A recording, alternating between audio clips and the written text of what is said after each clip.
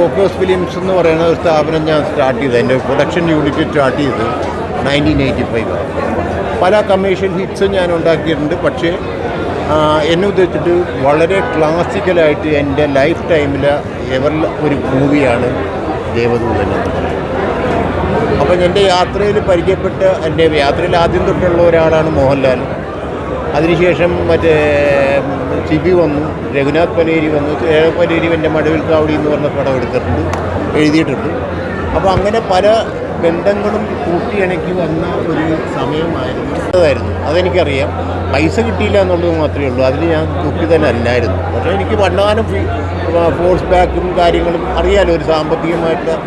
പക്ഷേ അതിൻ്റെ ഒരു ആസ്പെക്റ്റിലാണ് ആ ജനറേഷന്, അതായത് രഘുവിൻ്റെ ഭാഷ പറയണമെങ്കിൽ അന്ന് പല യങ്സ്റ്റേഴ്സും പ്രേമിച്ചിട്ടില്ല.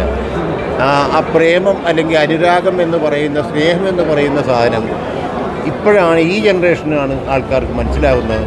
ഇപ്പോഴത്തെ മാതാപിതാക്കൾക്കും മനസ്സിലാവുന്നത് ഇപ്പോഴാണ്. ബിക്കോസ് അന്ന് ഒളിച്ചോട്ടങ്ങളും മറ്റുള്ള കാര്യങ്ങളൊക്കെ ആയിരുന്നു. ഇന്നതല്ല, നേരിട്ട് അവർ അമ്മമാരും അപ്പന്മാരോടൊക്കെ സംസാരിക്കുന്നു. അപ്പോൾ അങ്ങനെ ഉള്ള ഇതാണ് അവരുടെ ലവ് എന്താണെന്നുള്ളത് തിരിച്ചറിയുന്നു. അത് ഈ യുഗത്തിലാണ്. എനിക്ക് ഇന്നത്തെ പ്രേക്ഷകരോട്, അതായത് യങ്സ്റ്റേഴ്സായിട്ടും കുടുംബ പ്രേക്ഷകരും എല്ലാ തിയേറ്ററിലും ഉണ്ടായിരുന്നു. അവരോടൊക്കെയാണ് താങ്ക്സ് പറയുന്നത്. ബിക്കോസ് നമ്മുടെ ഒരു പ്രോഡക്റ്റ് ഇങ്ങനെ കൊണ്ടുവന്നു കഴിഞ്ഞപ്പോൾ ആക്സെപ്റ്റ് ചെയ്ത്. അപ്പോൾ ഇന്നത്തെ യുവാക്കളെ കൂടുതൽ പ്രണയിക്കുന്നതുകൊണ്ടാണോ ദേവദൂതൻ ഈ ഒരു കാലഘട്ടത്തിൽ ആപ്റ്റാണെന്ന് സാറിന് തോന്നിയത്? അതെ, തീർച്ചയായിട്ടും. അതും ഒരു മാറ്റർ തന്നെയാണ്. പ്രണയമാണല്ലോ ഇതിൽ, പ്രണയമാണ് അതിൻ്റെ ഇത്രയും ശക്തമായ ഒരു പ്രണയത്തിനെ പറ്റി പറഞ്ഞേക്കണം ഇങ്ങനെ ഒരു സിനിമയാണ്. അത് വേറെ ഇതിൽ കൊണ്ടുവന്നു.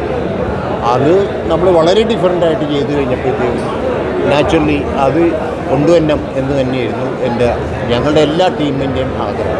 അപ്പോൾ ഒരു നിർമ്മാതാവ് എന്നുള്ള നിലയിൽ അങ്ങനെ ഒരു മുമ്പ് ഇറങ്ങിയ ഒരു സിനിമ 4Kയിലേക്ക് കൊണ്ടുവരിക എന്നുള്ളത് എത്രത്തോളം ശ്രമകരമായ ഒരു കാര്യം? ഒരു കൊല്ലത്തോളം ഞങ്ങൾ വർക്ക് ചെയ്തു. ഇത് മനസ്സിൻ്റെ ഉള്ളിൽ തീർച്ചയായിട്ടും ഇത് രണ്ടാമത് കൊണ്ടുവരണം എന്നുള്ളൊരു ഫീലിംഗ് ഉണ്ടായിരുന്നു. ഞാനും സിബിയും രഘുവും എല്ലാവരും ഡിസ്കസ് ചെയ്തിരുന്നു. നമ്മുടെ വിദ്യാസാഗറാണെങ്കിലും ഏത് സമയത്ത് ഞങ്ങൾ മീറ്റ് ചെയ്ത് കഴിഞ്ഞാൽ ഇതിനെപ്പറ്റി ഒരു ഡിസ്കഷൻ ഉണ്ടാവും. അപ്പോൾ ഇതൊക്കെ ഒരു ഇൻസ്പിറേഷനാണ്. നമുക്ക് അതിലേക്കൊന്ന് നോക്കാം.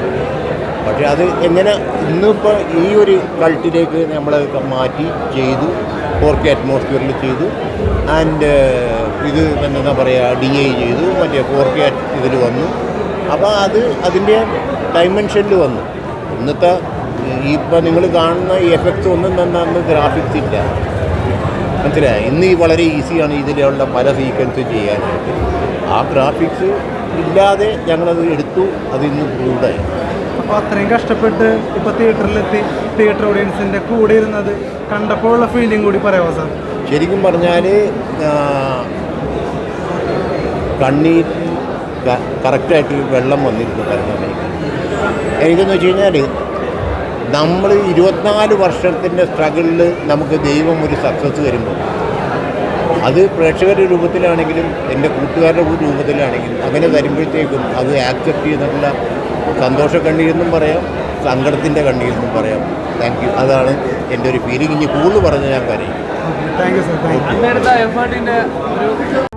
കൂടുതൽ വീഡിയോസിനായി B4 Blaze ഫോളോ ചെയ്യൂ, സബ്സ്ക്രൈബ് ചെയ്യൂ.